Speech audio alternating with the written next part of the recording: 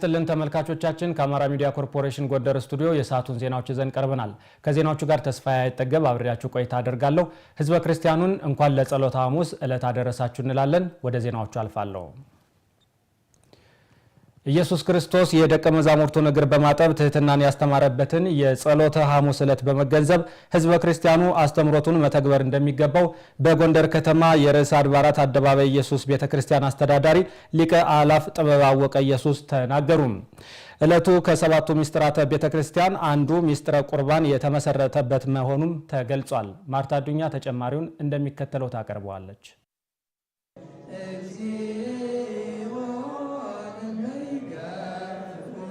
ጸሎተ ሐሙስ በአብይ ጾም የመጨረሻው ሳምንት ሰሞነ ሕማማት ውስጥ ካሉ ቀናት መካከል አራተኛው ዕለት ነው። በዚህም ዕለት በኢትዮጵያ ኦርቶዶክስ ተዋሕዶ ቤተክርስቲያን አስተምህሮ መሰረት ጌታ ኢየሱስ ክርስቶስ የደቀ መዛሙርቱን እግር ያጠበበትና ትህትናን ያስተማረበት ቀን መሆኑን የርዕሰ አድባራት አደባባይ ኢየሱስ ቤተክርስቲያን አስተዳዳሪ ሊቀ አእላፍ ጥበብ አወቀ ገልጸዋል። ከመዝግበር ለቤጽክሙ አነኒ ሐጸፉ ገሪክሙ አንትሙሰ ከመዝግበር ለቤጽክሙ እኔን አምላኬ ነው ሊቃችን ነው ጌታችን ነው ትሉኛላችሁ እግር እግራችሁን አጠብኳችሁ ለትህትና ነው ያጠባቸውና ከመዝግበር ለቢጽክሙ ሁሉም ሰው ጓደኛውን ባልንጀራውን እግሩ እንዲያጠብ ያስተማረበት ነው።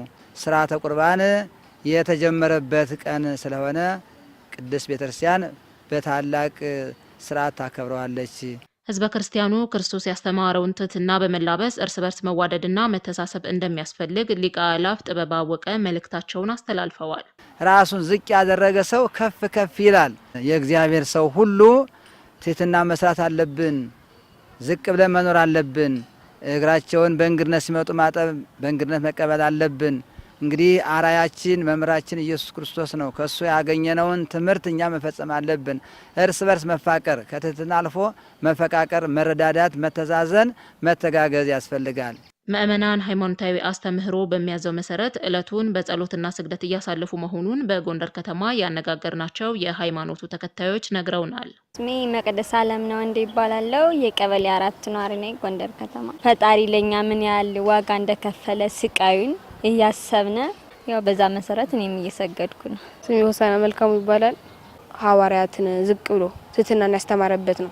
የዓለም ፈጣሪ ሆኖ እኔ የዓለም ፈጣሪ ነኝ ብሎ ዝቅ ማለት አላፈረ እግራቸውን አጥቧል። እኛም ከሱ ከአምላካችን ተምረን ለካህናት ማጠቢያ የወይን ቅጠል ይዘን መጥተናል። ገነት መንግስቴ ጌታ እንትን እንዳለው እናከብራለን። እኛም በቤታችን ከቤተክርስቲያን መልስ ማለት ነው የኔ ቢጤዎችን ጠርተን ዳቦውንም ጠላውንም ንፍሮውንም እናቀርባለን።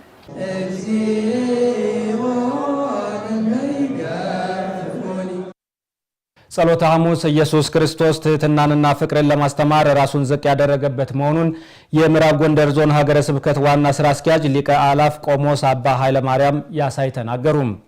ጌታ ያሳየውን ትህትናና ፍቅር በመከተል በመረዳዳትና በአብሮነት የትንሣኤ በዓልን ማክበር ከምዕመናን ይጠበቃል ብለዋል።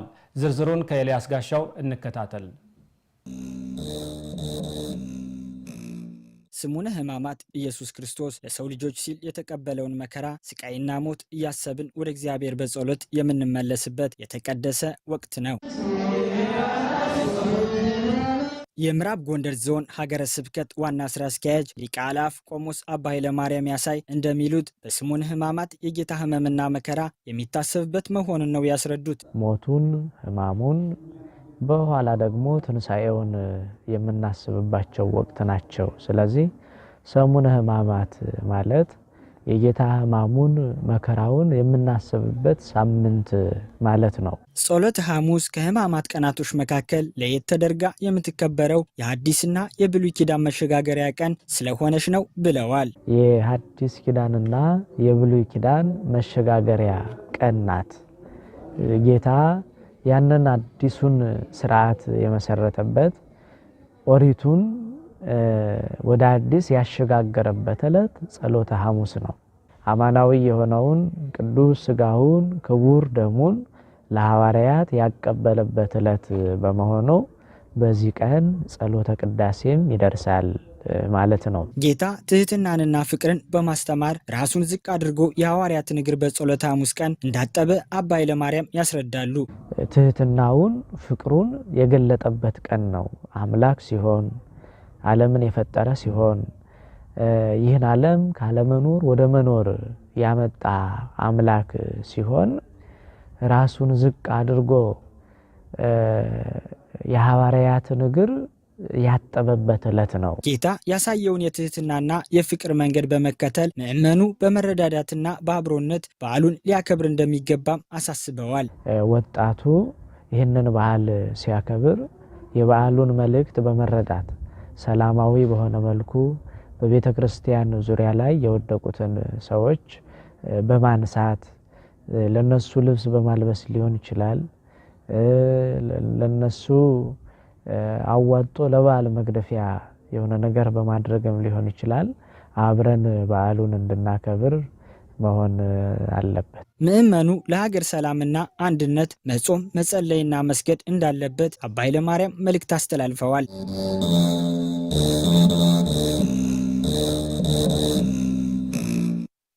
በህብረት ስራ ማህበራት አማካኝነት በተመጣጣኝ ዋጋ በሚቀርብላቸው የኢንዱስትሪና የግብርና ምርቶች ተጠቃሚ መሆናቸውን በሰሜን ጎንደር ዞን የዳባት ወረዳ የመንግስት ሰራተኞች ተናገሩ። በሀገር አቀፍ ደረጃ በተፈጠረው የነዳጅ እጥረት ምክንያት ያልተገባ የዋጋ ጭማሬ በሚያደርጉና ምርት በሚደብቁ ነጋዴዎች ላይ ህጋዊ እርምጃ እየተወሰደ ነው ተብሏል። መረጃውን ያደረሰን የዳባት ወረዳ መንግስት ኮሚኒኬሽን ነው። ደረጀ ደርበው እንደሚከተለው አዘጋጅቶታል። በህብረት ስራ ማህበራት አማካኝነት የተለያዩ ምርቶች በተመጣጣኝ ዋጋ መቅረባቸው ካለው ወቅታዊ ሁኔታ አንጻር የገበያ መረጋጋት እንደሚፈጥር በዳባት ወረዳ የሚገኙ የመንግስት ሰራተኞች ተናግረዋል። ያለ አግባብ የዋጋ ጭማሪ በሚያደርጉ ነጋዴዎች ላይ መንግስት ህጋዊ እርምጃ ሊወስድ ይገባል ያሉት አስተያየት ሰጪዎቹ ማህበረሰቡ ከመንግስት ጎን በመሆን ህገወጥ ተግባራትን እንዲከላከልም ጠይቀዋል። እጥፍ ዋጋ ጨምረን እንሸጣለን የሚሉ ነጋዴዎች አሉ። እነዚህ ነጋዴዎች ደግሞ በቃ ያለውን ግንዛቤ ተፈጥሮላቸው ቀጣይ የሚያስተካክሉበትን ታች ያለነው ማህበረሰብ ማናማርበትን ተጠቃሚ ሆነን የምንሄድበትን መንገድ ቢፈጠር ይሄ የማህበረሰቡን ችግር እውነት ለመነጋገር ከአቅርቦት አኳያ ብቻ አይደለም በመጠንም በዋጋም ቢሆን የተሻለ ነው ቢሰራ ብዬ የማስበው በግሌ በከተማ አስተዳደሩም ሆነ በወረዳ አስተዳደሩ የበጀት ድጋፍ ተደርጎ አቅርቦቱ መጠኑ እንዲበዛ አብዛኛው ማህበረሰብ ክፍል ተጠቃሚ እንዲሆን የማድረግ ስራ ቢሰራ በእጅጉ የበለጠ ያበረታታል። ዘይት አሰራጭቶልናል። ሱቅ ላይ የሚሸጠው 2400 ብር ነው።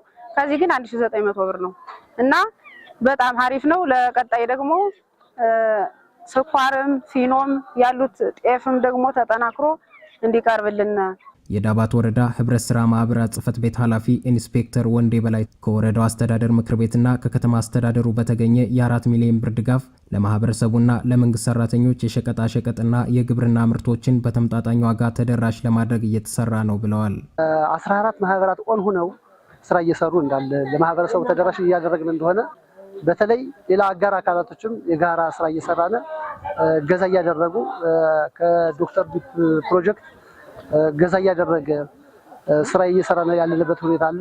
የገበያ ዋጋን ለማረጋጋት የትንሳኤ በዓልን ምክንያት በማድረግ ከ10,000 ሊትር በላይ ዘይት መሰራጨቱን የዳባት ወረዳ ህብረት ስራ ማህበራት ጽህፈት ቤት የግብይት ቡድን መሪ አቶ እንዳልክ አማረ ተናግረዋል። ከደባርቅ ዩኒየን ጋር በመገናኘት አጠቃላይ ለመንግስት ሰራተኛውና ለማህበረሰቡ የማቅረብ ስራ እየሰራን ያለን። ሌላኛው ከፊኖ ወደ 50 ኩንታል አቅርበን እሱም እየተሰራጨ ነው ያለ። 280 ኩንታል ጤፍ አቅርበን 180 ተሽጧ ወደ ማህበረሰቡ ደርሷል። 100 ኩንታል አሁን አለ እየተሸጠ ነው ይገኛል። አጠቃላይ ገበያን ለማረጋጋት ከፍተኛ ስራ እየሰራን ያለ። በሀገር አቀፍ ደረጃ በተፈጠረው የነዳጅ እጥረት ምክንያት ያልተገባ የዋጋ ጭማሪና ምርት በሚደብቁ ነጋዴዎች ላይ ህጋዊ እርምጃ እየወሰደ መሆኑን የዳባት ከተማ ንግድና ገበያ ልማት ጽህፈት ቤት ኃላፊ አቶ ተቀባ ፍንታሁን ተናግረዋል። ወቅቱን ጠብቆ ያላግባብ ዋጋ የሚጨምር ነጋዴ ላይ ያው እየተከታተልን እርምጃ እየወሰድንበት ያለበት ሁኔታ አለ። ከማህበረሰቡ የሚጠበቅ ያው ያላግባብ ከዝኑ የከዘነ ነጋዴ ያላግባብ ዋጋ የሚጨምር ነጋዴ ላይ ጥቆማ ማህበረሰቡ እየሰጠን እኛም በመመሪያ መሰረት ያው እርምጃ እንወስዳለን ማለት ነው። ከጊዜ ወደ ጊዜ እየጨመረ የመጣውን የኑሮ ውድነት ለማረጋጋት የተለያዩ የምግብ ፍጆታዎችን ከህብረት ስራ ማህበራት ጋር በመቀናጀት በተመጣጣኝ ዋጋ የማቅረብ ስራ ተጠናክሮ ይቀጥላል ተብሏል። ክቡራን ተመልካቾቻችን ከአማራ ሚዲያ ኮርፖሬሽን ጎንደር ስቱዲዮ የሰዓቱ ዜናዎች እነዚህን ይመስሉ ነበር። ስለተከታተላችሁ እናመሰግናለን። ከዜናዎቹ ጋር ተስፋዬ አይጠገብ ነበርኩ። ጤና ይስጥልን።